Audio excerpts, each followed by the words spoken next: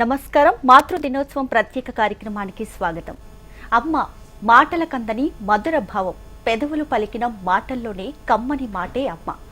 అమ్మ ప్రేమ ఇంధనం లాంటిది. సాధారణ వ్యక్తితో కూడా అద్భుతాలు సృష్టించేలా చేస్తుంది. సృష్టిలో అమ్మకు మించిన అద్భుతం లేదు. అమ్మ ప్రేమకు మించిన ఆనందం ఉండదు. అందుకే మాతృదేవోభవ అంటూ అమ్మకు తొలి స్థానం ఇస్తాం. పిల్లల కోసం తమ సర్వస్వాన్ని త్యజించడానికి అమ్మలు సిద్ధంగా ఉంటారు. అలాంటి అమ్మలందరికీ మాతృ దినోత్సవ శుభాకాంక్షలు చెబుతున్నాం. సృష్టిలో అమ్మ ప్రాధాన్యాన్ని తెలియజేసేందుకు హెచ్ఎంటీవీ ప్రత్యేక చర్చను చేపట్టింది. ఇక ఈ కార్యక్రమంలో పాల్గొనేందుకు ప్రముఖ ఆధ్యాత్మికవేత్త కె భాగ్యలక్ష్మి గారు మన స్టూడియోలో ఉన్నారు. అలాగే వారితో పాటు జూమ్ నుంచి ప్రముఖ గాయని సత్యుద్దనపూడి గారు మనతో జాయిన్ అవుతున్నారు. నమస్తే అండి ఇద్దరికి. నమస్తే అమ్మా. ముందుగా చెప్పండి అమ్మా, సో అమ్మ గురించి ఎంత చెప్పినా తక్కువే. సో అమ్మ ప్రేమ అలాంటిది, అంత మధురం అమ్మ ప్రేమ. ఒక తల్లిగా, ఒక భార్యగా, ఒక అక్కగా, ఒక చెల్లిగా ఎన్నో పాత్రలు పోషిస్తూ తనకంటూ ఒక ప్రత్యేకమైన స్థానాన్ని సంపాదించుకుంది. సో ఎలా అనిపిస్తుంది అమ్మ? మా హెచ్ఎంటీవీ ఛానల్కి వచ్చారు ఈరోజు మాతృ దినోత్సవం సందర్భంగా. సంతోషంగా ఉంది. సో మీరు ఎలా అనిపిస్తుంది? చాలా సంతోషంగా ఉందమ్మా. ముఖ్యంగా మనకి చెప్పినట్లయితే కనుక కౌసల్య తనయుడైనటువంటి శ్రీరామచంద్రమూర్తి గురించి ఒక్కసారి మనం ప్రస్తావించుకోవచ్చు. కౌసల్య సుప్రజారామ పూర్వా సంధ్యా ప్రవర్తతే అని విశ్వామిత్రుల వారు ఆ కౌసల్యపు తనయుడైనటువంటి శ్రీరామచంద్రమూర్తిని నిద్రలేపేటప్పుడు కూడా తల్లి పేరుని ప్రస్తావించాడు. అంటే ఏమిటి? అమ్మ యొక్క గొప్పతనం, అమ్మ యొక్క ఆత్మీయత, అమ్మ యొక్క అనురాగం, అమ్మ యొక్క ఆప్యాయత అన్నీ కూడా రంగరించి అమ్మతనంలో ఉన్నటువంటి విశేషమైన విషయం ఏమిటంటే శ్రీమాత అంటూ ఉంటాం మనం లలితా సహస్రనామంలోకి వెళ్ళినట్లయితే. అంటే ఈ మాత అమ్మతనంలో అంటే అమ్మని మించిన దైవం లేదని చాలామంది మనకి కవులు కూడా చెప్పారు. అలాంటి అమ్మతనంలో ఉండేటటువంటి విశిష్టమైన విషయం ఏమిటంటే నవమాసాలు గర్భవాసాన్ని మోసి ఆ తర్వాత బిడ్డని తిరిగి తన యొక్క అంటే చావు దాకా వెళ్ళి మరణతుల్యమైనటువంటి ప్రసవ వేదన పడి తిరిగి తను బయటకి పిల్లవాడిని కానీ పిల్లని కానీ తీసుకొస్తుంది. అంతటి 9 నెలలు మోయడం ఒకెత్తు, తర్వాత బిడ్డ పుట్టిన తర్వాత పడిన నొప్పులన్నీ మర్చిపోతుంది, వేదనంతా మర్చిపోతుంది. ప్రసూతి వైరాగ్యం అంటూ ఉంటారు. ఇంకా జీవితంలో పిల్లల్ని కనకూడదు అనుకునే అమ్మ మరలా 2-3 ఏళ్లకు మళ్ళీ అమ్మతనం కోసం వెంపర్లాడుతుంది, మళ్ళీ అమ్మ అవుతుంది. ఎందువల్ల అంటే అందులో ఉండేటటువంటి ఆ మాతృత్వపు తీయపు ఆస్వాదన గురించి ఆమె ఎప్పుడు కూడా అది బిడ్డనెత్తుకున్న ఆనందంలో ఈ బాధలన్నీ కూడా మర్చిపోతుంది. అలాంటి తల్లి. అయితే మనం అనుకుంటూ ఉంటాం గర్భంలో ఉన్నటువంటి శ్రీమూర్తి గర్భవాసాన నా కొడుకు కానీ కూతురు కానీ పుట్టేటప్పుడు వాళ్ళు గొప్పవాళ్ళు పుట్టాలి అనేటటువంటి వైనం చూసుకున్నట్లయితే ఇక్కడ లీలావతి గర్భంలో ఉన్నప్పుడు నారదుల వారు ఓం నమో నారాయణాయ అనే బీజాక్షరాన్ని ఆమెకి చెప్పడం జరిగింది. ఊ అని ఊకొట్టాడు ప్రహ్లాద కుమారుడు గర్భంలో ఉండి. అంటే గర్భంలో ఉన్నటువంటి 6 నెలలు 7 నెలల పిల్ల లోపల ఉన్నటువంటి శిశువు కూడా అమ్మ నుంచి ఆ శబ్ద ధ్వని ద్వారా ఆ బీజాక్షరాలను ఆయన అవగాహన చేసుకొని ప్రహ్లాద కుమారుడు నరసింహ అవతారానికి, అంటే ఇవాళ నరసింహ జయంతి, నరసింహ అవతారానికి కూడా ఈ యొక్క లీలావతి కుమారుడైనటువంటి ప్రహ్లాద కుమారుడు నాంది పలికాడు. అందువలన అమ్మ అంటేనే మనకి తీయనైనటువంటి మాధుర్యమైనటువంటి పిలుపు. అందువల్ల ఈ యొక్క అమ్మ నీకు వందనమే కాదు, అమ్మ లేకపోతే జీవితమే లేదు. అందువల్ల ఆది దైవిక, ఆధ్యాత్మిక, ఆది భౌతికంగా మనం ఉండాలన్నా, దైవికం వైపుకు వెళ్ళాలన్నా మనకి అమ్మతనం అనేది మించింది లేదు. అందుకే జ్ఞానాదేవత కైవల్యం అన్నాడు శంకరాచార్యుల వారు. ఆయన 5 సంవత్సరాల వయస్సులో ఆర్యాంబ అనే తల్లి నోట విన్నటువంటి ఆ యొక్క సూక్తులన్నీ కూడా విని ఆయన వేదాంగాలు కూడా అనుష్ఠానం చేసుకున్నటువంటి గొప్ప వ్యక్తి. ఆఖరి క్షణంలో అమ్మ దగ్గరికి వెళ్ళి అమ్మ తుది వీడ్కోలు పలికినటువంటి గొప్ప వ్యక్తి. అందువల్ల అమ్మ నీకు వందనం అనే మీ టైటిల్ అద్భుతంగా ఉంది. హెచ్ఎంటీవీ వారికి ఈ విషయంలో చాలా అభినందనలు. అదే కాకుండా ఈ అమ్మతనం అంటే కనుక ఇంత అంత అని చెప్పుకోవడానికి లేదు. యశోదా కృష్ణుని తీసుకోండి, మన పురాణాల్లోకి వెళ్ళినట్లయితే కృష్ణం వందే జగద్గురుం. ఏ విధంగా జగద్గురు అయ్యాడు? అనన్యాచింతయంతో మాం యోజనా పర్యుపాసతే తేషాం నిత్యాభియుక్తానాం యోగక్షేమం వహామ్యహం.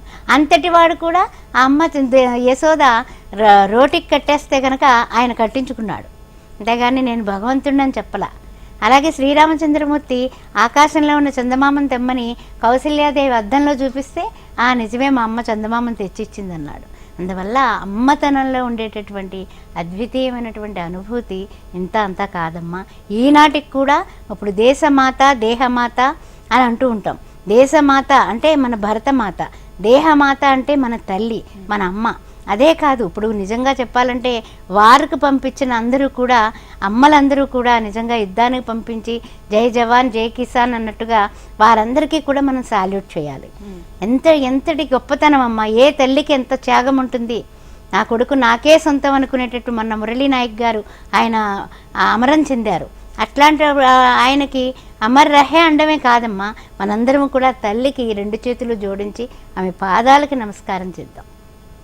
అందువల్ల పుణ్యభూమి ధన్యభూమి అయినటువంటి పుణ్య భారతావనిలో మనం పుట్టడం, భూమి అయినటువంటి సత్కర్మలు చేయొచ్చు, సదాలోచనలు నింపుతూ అమ్మతనంలో ఉండేటటువంటి అద్వితీయమైనటువంటి ఆప్యాయత పిల్లలకి ఉగ్గుపాలతో రంగరించి ఉగ్గుపెడుతుంది అమ్మ. అందువల్ల అమ్మ గురించి ఎంత చెప్పాలన్నా ఏం చెప్పాలన్నా కూడా ఇంకా ఇంకా ఇంకా ఇంకా పుంకాలుగా వస్తూనే ఉంటాయి. సో మనకి సత్య గారు, గాయని గారు ఉన్నారు. నమస్తే అండి సత్య గారు. ముందుగా మీకు మాతృ దినోత్సవ శుభాకాంక్షలు అండి. మీకు హెచ్ఎం టీవీ ప్రేక్షకులకి, భాగ్యలక్ష్మి గారికి అందరికీ మాతృ దినోత్సవ శుభాకాంక్షలు అండి. ఓకే అండి. సో మీకు ఎలా అనిపిస్తుంది ఒక అమ్మగా? సో ఎన్నో పాత్రలు పోషించే చాలా మందిని అమ్మలు మనం చూసే ఉన్నాం. సో ఎలా అనిపిస్తుంది ఒక మంచి పాటతో మనం? తప్పకుండా భాగ్యలక్ష్మి గారు ఇప్పుడు చెప్పారు, నేను అన్ని మాటలు చెప్పలేను కానీ ఒక చిన్న పాటతో నేను స్టార్ట్ చేస్తాను. సృష్టినే అమ్మరా సృష్టించిన బ్రహ్మరా, కంటిలో పాపలా కాపాడే కనురెప్పలా, తన గర్భమే ఊయలా చేసి నిను మోసెరా, తన రుధిరమే పాలగా మార్చి తాపించెరా, ఆ దైవమే తన మారుగా పంపాడు మన అమ్మను, త్యాగమై తనువు గాయమై అమ్మే జన్మను, సృష్టికే అమ్మరా సృష్టించిన బ్రహ్మరా. సో భాగ్యలక్ష్మి గారు ఇందాక చెప్పినట్టే అమ్మ అన్న ఆవిడ లేకపోతే అసలు మన సృష్టి లేదు కదా. సో తొలి గురువు అమ్మ, మనకి తెలిసిన ఫస్ట్ మాట అమ్మ, మనం చూసే మొదటి వ్యక్తి అమ్మ. మనం ఏం నేర్చుకున్నా అమ్మ దగ్గర నుంచే నేర్చుకుంటాం. సో పెద్దలు చెప్పినట్టు అమ్మ చెప్తేనే నాన్న ఇంకా మిగతా రిలేషన్స్ ఎవరైతేనే మనకి తెలిసింది. సో నాకు తెలిసి మన జీవితంలో ఏది ఎవరి దగ్గర నుంచి ఏం నేర్చుకుంటామో, ఏ తల్లి ఏది నేర్పించినా మన ఆవిడ ఖచ్చితంగా ఒక మాతృమూర్తి అని నేను భావిస్తాను. అంటే మనం ఒక మాతృమూర్తి స్వరూపం. మనం ఎవరి దగ్గర నుంచి ఏం నేర్చుకున్నా అది గురువు అమ్మ అని చెప్పచ్చు. సో అంటే ఒక అమ్మగా మీకు ఎలా అనిపిస్తుంది? నేను యాక్చువల్గా వాస్తవానికి వస్తే చిన్నప్పుడు ఏం తెలియదండి. అంటే ఏమైనా కావాలి అంటే అమ్మ అని పిలవడం తప్ప. ఎప్పుడైతే అమ్మ అవుతామో అప్పుడే అమ్మ ఒక వాల్యూ తెలుస్తుంది. ఇన్ఫాక్ట్ నాకు బాగా తెలిసింది. సో అమ్మ అప్పటి వరకు మనకేం చేసింది, ఓ ఇన్ని కష్టాలు పడిందా, ఓకే ఇంత బాధ్యత ఉంటుందా తల్లి అయ్యాక, ఓ ఇన్ని మన గురించి అమ్మ చేసిందా అని. అప్పుడు చిన్నప్పుడు ఎట్లా అంటే నాకు ఇది నచ్చలేదు, నేను ఇది చేయను అని సులువుగా చెప్పేస్తాను, ఎవరైనా అంతే కదా. సో బట్ ఎప్పుడైతే తల్లి అన్న ఒక రోల్ వచ్చాక, ఇప్పుడు పిల్లలు, సో అదంతా వచ్చాక అప్పుడే తల్లి వాల్యూ అన్నది బాగా తెలిసిందని వాట్ ఐ ఫీల్. నాకు అది నేను ఎక్కువ గట్టిగా నమ్మేది.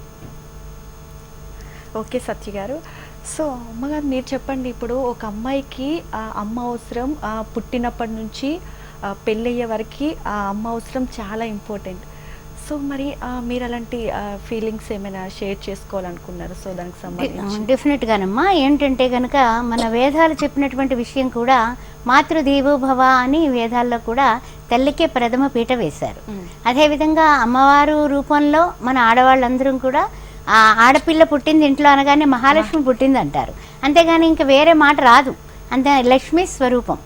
లక్ష్మీ క్షీర సముద్ర రాజతనయాం అన్నట్టుగా ఆ ఆడపిల్ల పెరిగే కొద్దీ చక్కని గజ్జలు కట్టడం, గౌన్లు వేయడం, అలంకరణ చేయడం, పువ్వులు పెట్టడం, జళ్ళు వేయడం, ఇవన్నీ కూడా ఆడపిల్లలో ఉండేటటువంటి ఆ యొక్క లక్ష్మీ స్వరూపాన్ని, ముఖ్యంగా దేవీ నవరాత్రుల్లో అయితే కనుక బాల పూజలు కూడా చేస్తూ ఉంటాం. 10 ఏళ్ళు వచ్చే వరకు కూడా పిల్లల్ని చక్కగా ముస్తాబు చేసి ఆ పూజ కూడా చేస్తుంటాం. అంటే అమ్మతనంలో ఉండేటటువంటి ఆస్వాదనం అంతా కూడా అందరూ కూడా ఆనందపడుతూ ఉంటారు. ఇంట్లో చిన్నారి పాప ఉందంటే ఆ పాప ముచ్చట్లు అన్నీ కాదు, ఎన్ని రకాలుగా అలంకరించుకోవాలో ఆ తల్లి మురిసిపోతూ ఉంటుందన్నమాట. అయితే ముఖ్యంగా ఒక మంచి అనుభవం ఒకటి చెప్తాను. ఏమిటంటే ఆడపిల్లని పెంచుతున్నాం, అది 10 ఏళ్ళు 12 ఏళ్ళు వస్తుల్లోకి వాళ్ళ వస్త్రధారణ గురించి కూడా ఒక నియంత్రణ అమ్మతనంలో చాలా ఉంది. మన అమ్మ ఎలా ఉంది, ఆ పిల్లలు కూడా అదే విధంగా పెరుగుతూ ఉంటారు.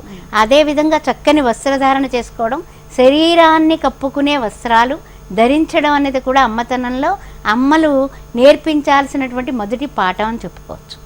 ఎందువల్ల అంటే కనుక మరి రకరకాల ఫారిన్ సంస్కృతి నుంచి మనం అడాప్ట్ చేసుకుంటున్నాము, కానీ ఆ వస్త్రధారణ పవిత్రంగా ఉంటే చూసే దృష్టులు కూడా పవిత్రంగా ఉంటాయి. అందువల్ల తల్లి ఆ విషయాన్ని 10 సంవత్సరాలు దాటిన ఆడపిల్లకి చెబుతూ ఉండాలి. అదేవిధంగా మన యొక్క పవిత్రమైన భారతదేశంలో సింధూరం ధరించడం, లేదా తిలకం, చిన్న స్టిక్కరు ఏదో ఒకటి పెట్టుకునేలాగా మన హిందూ సమాజానికి ఆడపిల్లని చక్కగా మన భారతీయ సంస్కృతికి అనుగుణంగా రూపుదిద్దడం అనేది, అంటే శిల్పి ఎలా అయితే చెక్కుతాడో ఆ విధంగా చెక్కినట్లయితే కనుక వాళ్ళందరూ కూడా రేపటి తరం భావితరానికి అద్భుతమైనటువంటి తల్లులుగా తయారవుతారు. అందువల్ల ఇవన్నీ కూడా మన పెద్దవాళ్ళు మనకు చెప్పినవే మనం ఆచరిస్తున్నాము. మనం చక్కగా మనల్ని చూసి 10 మంది నేర్చుకునేలాగా మన మనుగడ ఉండాలి అని మనం చక్కగా ఆవు పాలు రంగరించి చెప్పినట్టుగా గోమాతలాగే మనం కూడా, తల్లి కూడా, దేహమాత కూడా దేశమాతలాగా, అంటే అమర జవాన్లకు అన్నటువంటి తల్లులకి, అదేవిధంగా మామూలుగా మన ఎన్నో రంగాలలో ఆడపిల్లలే కదా, 2 ఆడపిల్లలు చక్కగా వెళ్ళి మొత్తం అంతా కూడా ఈ సింధూర్ అనే కార్యక్రమం చక్కగా మొత్తం మీద పాకిస్తాన్ మీద వెళ్ళి వాళ్ళందరూ కూడా ఆడపిల్లలే యుద్ధం చేసి ఎవరైతే ఈ యొక్క ఆడపిల్లల్ని అవమానించి భర్తల్ని చంపివేశారో ముష్కరుల్ని, వాళ్ళందరూ కూడా ఇప్పుడు మన వాళ్ళు నెగ్గడానికి కారణం కూడా 2 స్త్రీలే పాత్ర వహించారు. అంటే 2 తల్లులు, 2 అమ్మాయిలైనా రేపటి తల్లులే కదా. అమ్మలైతే ఓకే, కానీ అందుకని ఆ పిల్లలకు కూడా మనం వందనం చెప్పాలి. అందువల్ల సామాజికంగా మనం శారీరకంగానే కాదు, ఆనందంగా మనస్సు కూడా అమ్మది చాలా గట్టిది, శక్తివంతమైంది.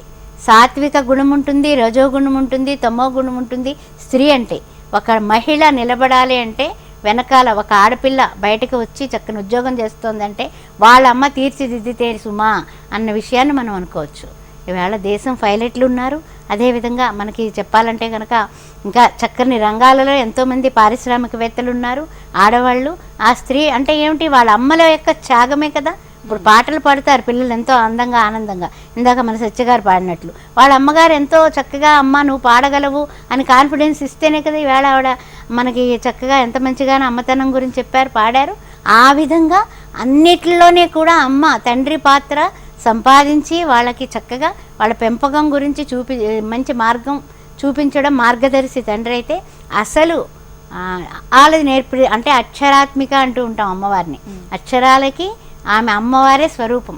అలాంటి వాళ్ళు నేర్పేటటువంటి వాళ్ళు దిద్దించేటటువంటి గుణం దగ్గర నుంచి అమ్మ అన్ని విధాలా కూడా ఒక ఆడపిల్లకైతే అన్ని రంగాలలోని కూడా వాళ్ళు నిష్ఠాగరిష్ఠులు అవ్వడానికి పూర్తిగా అమ్మ తత్వమే ఉంది. అమ్మ వల్లే ప్రయోజకుడైనటువంటి కొడుకులు ఉన్నారు, అమ్మ వల్లనే బంగారంలాగా తయారైనటువంటి బంగారు తల్లులు ఉన్నారు. అందువలన అమ్మతనాన్ని మించినటువంటి మాతృస్వామ్య వ్యవస్థలో పూర్వీకులందరూ కూడా పూర్వం మాతృస్వామ్య వ్యవస్థే ఉండేది, తర్వాత పితృస్వామ్య వ్యవస్థ వచ్చింది. అయినప్పటికీ కూడా మన దక్షిణాదినే తమిళనాడులో వెళితే అమ్మ వాళ్ళ ఇంటి పేరునే పెట్టుకుంటారు. ఇదంతా కూడా మరి అమ్మ మీద ప్రేమమే కదా. అందువల్ల ఇవన్నీ కూడా మనం గుర్తు చేసుకుంటే 1 కాదు 2 కాదు పుంకాలుగా వస్తూ ఉంటాయి. ఒక జిజియాబాయి లేకపోతే శివాజీ భవానీమాత భక్తుడిగా అందరినీ కూడా మహారాష్ట్రీయులందరినీ కూడా అమ్మవారుగా భావించినటువంటి ఆయన్ని ఈ రోజున తలుచుకోవాలి. అంటే అమ్మతనం అనేది ఆయన అంతటా దర్శించాడు. అదేవిధంగా గాంధీ గారు, పుతలీబాయి దయవల్లే కదా గాంధీ గారు మహాత్ముడయ్యాడు. ఆవిడేమడిగింది, నువ్వు వెడుతున్నావు, లండన్కి వెడుతున్నావు తన తండ్రి, కానీ అక్కడ అన్నీ కూడా ముట్టుకోవద్దు అని చెప్పింది, అడిగింది. ఆ రకంగా ఆయన ఉన్న మూలనే ఈవేళ గాంధీ మహాత్మా గాంధీ అవ్వడం జరిగింది, మనకి జాతి పిత అయ్యాడు. అందువల్ల తల్లి గొప్పతనం ఇంత అంతా కాదమ్మా. సత్య గారు చెప్పండి. సో అమ్మ గురించి ఎంత చెప్పినా తక్కువే. సో ఇప్పటి వరకు అమ్మగారు మొత్తం చెప్పారు అమ్మ గురించి. సో ఇందాక మీరు కూడా పాటలు పాడారు. సో అమ్మ గురించి చాలా పాటలే ఉన్నాయి. సో మీకు నచ్చిన పాట ఏంటి, ఒకసారి పాడతారా మా ప్రేక్షకుల కోసం? తప్పకుండా. భాగ్యలక్ష్మి గారు చెప్పినట్టు ఏదైనా అమ్మ గోరు ముద్దల దగ్గర నుంచి స్టార్ట్ అవుతుంది కదా.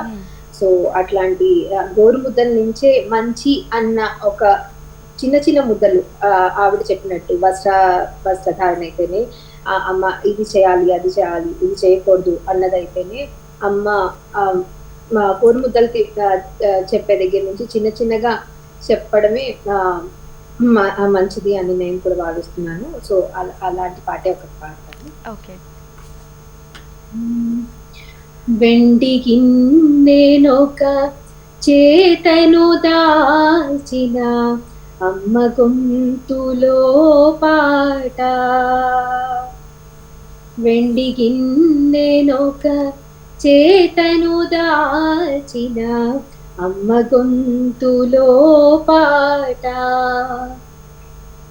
వెన్నెల వేళల పాలకడలిపై జాబిలితో సయ్యాట, వెండికి నేనొక చేతను దాల్చిన అమ్మ గొంతులో పాట, సికిపించమౌళి కాళీపై లీలగా ఆడినాట, సికిపించమౌళి కాళీపై లీలగా ఆడినాట, కెంపులు పొదిగిన కుందన హరిణము వెనుకనే రాముని వేట, దేవదానములు క్షీరసాగరము చిలికిన వింతల మాట, వెండికి నేనొక చేతను దాల్చిన అమ్మ గొంతులో పాట. ఓకే సత్య గారు. సో మొత్తం మీరు చెప్పినట్టు అంతా కూడా పాటలోనే మనకి అర్థమైపోతుంది. మొత్తం చిన్నప్పటి నుంచి మనం చేసే అల్లరి కావచ్చు, అమ్మ గోరు ముద్దలు, అవన్నీ కూడా ఎంతో ఆనందంగా కనిపిస్తున్నాయి. సో ఈ పాటలోనే కనిపిస్తుంది టోటల్గా. సో ఓకే అండి. సో అమ్మగారితో మాట్లాడతాం. సో అమ్మగారు, మీరు ఎన్నో ఒడిదుడుకులు ఎదుర్కొని ఉంటారు. ప్రముఖ ఆధ్యాత్మికవేత్తగా ఇంతటి స్థాయికి వచ్చారంటే దాని వెనుక ఎంతో ఒడిదుడుకులు ఉండే ఉంటాయి. సో ఎన్నో మీరు చూసే ఉంటారు. సో ఆ ఎక్స్పీరియన్స్ మాత్రం షేర్ చేసుకుంటారు. మీ ప్రయాణం ఎలా సాగింది? ప్రయాణం ఎలా సాగిందంటే, చిన్నప్పటి నుంచి కూడా మా అమ్మగారు నాన్నగారు ఆధ్యాత్మిక విధానంలో ఉండేవారు. నాన్నగారేమో ఏదైనా సరే ఒక మంచి నరసింహ శతకం అలాంటివి చదువుతూ ఉంటే, అమ్మగారు కూడా నరసింహని దివ్యనామ మంత్రము చేత పలువైన రోగములు మాపవచ్చు, అలా ఆంజనేయ దండకాలు ఇలాంటివి చదువుకుంటూ ఉంటే మంచి సత్సంగంలో నేను పెరిగానని చెప్పుకోవచ్చు. అందువల్ల 7 సంవత్సరాల వయసులో భగవద్గీత నేను నేర్చుకోవడానికి మా అమ్మ పొద్దుటే స్నానం చేయించి గురువుగారి దగ్గరికి పంపించేది. అందువల్ల ఆమె పెట్టినటువంటి భిక్ష అని ఈరోజు నేను గర్వంగా చెప్పుకోవచ్చు. అదేవిధంగా నేను ఆ విధంగా పెరగడం వలన ఈ ఆధ్యాత్మికత అనేది చిన్నప్పటి నుంచి మనకి వంట పట్టింది. హనుమాన్ చాలీసా నేర్చుకోవడం, నా గురువులు కూడా అంటే ఏంటంటే అమ్మే కాదండి, తొలి గురువు అమ్మ అయితే మలి గురువు ఎవరంటే గురువు. ఈ గురువు ఎవరు? ఆచార్య దేవో భవ.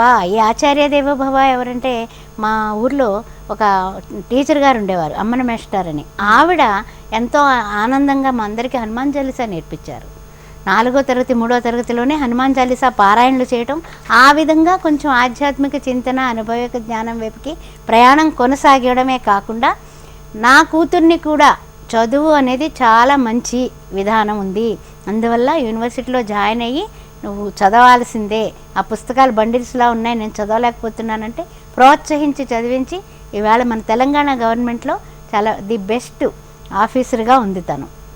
అందువలన ఇవన్నీ కూడా హోమ్ డిపార్ట్మెంట్లో, అందువల్ల ఇవన్నీ కూడా ప్రోత్సాహం ఎవరిది, శక్తి ఎవరిది, వాళ్ళదే శక్తి, ప్రోత్సాహం మనది. అందువల్ల అమ్మగా మనం గర్వపడేటటువంటి క్షణాలు ఏమిటి అంటే, వాళ్ళు వెళ్ళి అందరూ హయ్యర్ అథారిటీస్ అందరూ తీసుకువెళ్ళి ఒక స్టేజ్లో కూర్చోబెడితే వాళ్ళు కూర్చున్న సమయంలో వచ్చేటటువంటి ఆనంద బాష్పాలు అమ్మతనంలో ఉంటుందన్నమాట. అందువల్ల అనుభవం అద్భుతమైనటువంటి అనుభవం ఉంది. అందువల్ల మనం ఎప్పుడు కూడా పిల్లల్ని ప్రోత్సహించాలి. నీవు చేయగలవు, నువ్వెందుకు పనికిరావు అనే మాట అనొద్దు. నువ్వు చేయగలవు, నువ్వు చేస్తావు, యూ కెన్ డూ ఇట్ అని చెప్పడం తల్లే చేయగలదు. తల్లే మంచిగా వాళ్ళకి కాన్ఫిడెన్స్ లెవెల్స్ పెంచగలదు. అందువల్ల అమ్మ అంటే తక్కువ విషయం కాదమ్మా. ఎంత చెప్పినా తక్కువే అమ్మ గురించి. అసలు చెబుతుంటే ఇంకా వినాలనిపిస్తుంది అమ్మ గురించి. సత్య గారు, సో ఒక అమ్మాయి పిల్లల కోసం తన సర్వస్వాన్ని అన్ని త్యాగాలు మానుకొని తన పిల్లల్ని ఇంత స్థాయికి తీసుకురావాలి, నా పిల్లలు ఇలా చేయాలి, ఇలా ఆఫీసర్ అవ్వాలి, ఇలా ఇంజనీర్ అవ్వాలి, డాక్టర్ అవ్వాలని ఎన్నో కలలు కంటుంది. సో మరి మీ అమ్మగారు మీకోసం ఎలాంటి త్యాగాలు చేశారు? అవేమైనా గుర్తుంటే మా కోసం షేర్ చేసుకుంటారా? నేను భాగ్యలక్ష్మి గారు చెప్పినట్టు ప్రతి అమ్మ అది త్యాగం అనుకుని చెయ్యదు ఖచ్చితంగా. బట్ అమ్మ లేకుండా ఒక భవిష్యత్తు ఏ పిల్లలకి లేదు. అది మా అత్తగారైతేనే ఎవరైతేనే, ఎందుకంటే వాళ్ళు వెనకాలండి నడిపిస్తే కానీ మనకి అడుగు తెలియదు. ఆవిడ చెప్పారు ఇప్పుడు వాళ్ళ అమ్మాయి పెద్ద ఆఫీసర్ అయ్యారు అని. సో అలాంటి కష్టం వెనకాల తల్లిది ఖచ్చితంగా, తల్లిది కూడా ఉంటుంది కాదని నన్ను, కానీ బట్ ఎక్కువ ప్రోత్సహించేదైతేనే లేదు నువ్వు ఎస్పెషల్లీ అమ్మాయికి చెప్పేది ఖచ్చితంగా అని. బట్ ఆ అమ్మకు బెంగ నిజంగానే ఆ కూతురు వెళ్ళినప్పుడు దాంతో ఆ బెంగ గురించి కూడా ఒక చిన్న పాట ఉంది. మీరు ఎలా అంటే కనుక నేను ఆ పాట పాడతాను. ఓకే అండి. అమ్మగారు మీరు చెప్పండి. సో మీకు ఏమైనా ఇన్స్పిరేషనల్ స్టోరీస్ ఎలా ఉన్నాయి మీ అమ్మగారితో? మా అమ్మగారితో చాలా మంచి అనుభవాలు ఉన్నాయమ్మా. ఆవిడ ఆధ్యాత్మికంగా ఉండడం ఒకటైతే, ఆవిడ ఆధ్యాత్మికంగా 10 మందిని కూర్చోబెట్టి రామాయణ భాగవత భారత కథలు చెప్పడం, అది చిన్నప్పటి నుంచి చూసి నేను కూడా అలా మాట్లాడాలి. పూర్వం మా చిన్నప్పుడు హరికథలు ఉండేవి. హరికథకు వెళ్ళి హరిదాస్ గారు ముందు నేనే వెళ్ళి కూర్చునేదాన్ని, చాలా చిన్నపిల్లని. ఈ పిల్లకి ఎంత భక్తో అనేవారు. నిజంగా కాదు, ఆయన మంచి కథలు చెప్తాడు, విందాం అనేటటువంటి తపన. ఇవన్నీ ఎలా వచ్చాయంటే ఇంటి నుంచే వచ్చాయి. అందువల్ల అమ్మ చాలా పెద్ద ఇన్స్పిరేషన్ అమ్మ.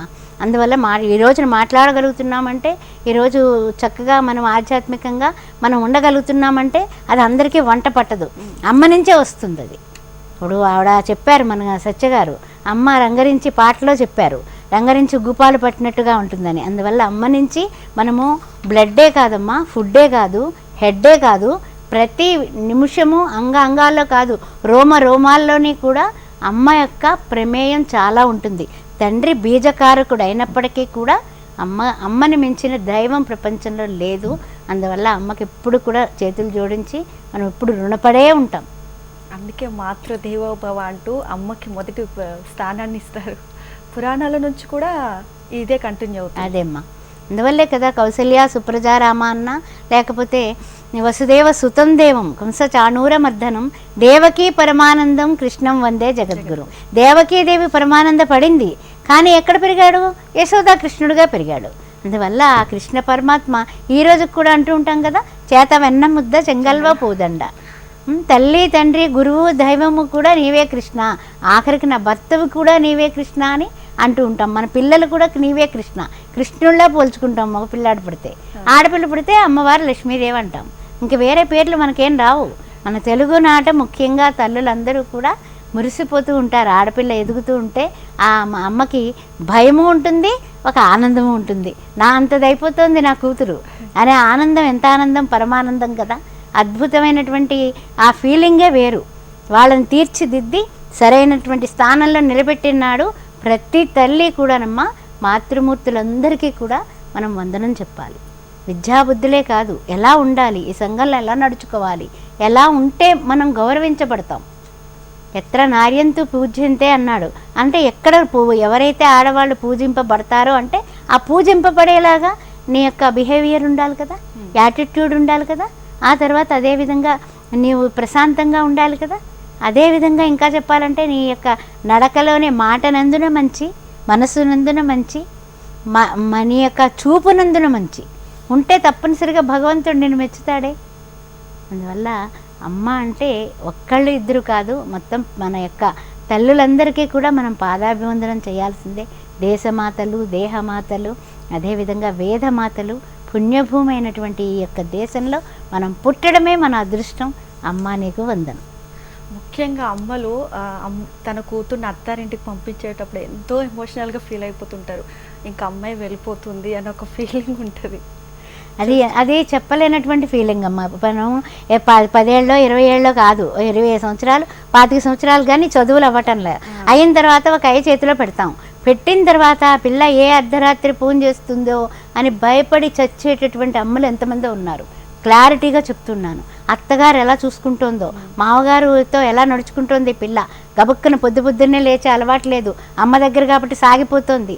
అట్లాంటప్పుడు మరి ఈ పిల్లని మనం ఏ విధంగా వాళ్ళ నుంచి మాట పడకుండా చూసుకోవాలి. మీ అమ్మ ఇలాగే పెంచిందా అంటారు కదా, ఎంతో చదువుకున్నా ఎంత ఉద్యోగాలు చేస్తున్నా మీ అమ్మ ఇదే నేర్పించిందా సంస్కారం అంటారు. ఫస్ట్ అమ్మనే అంటారు.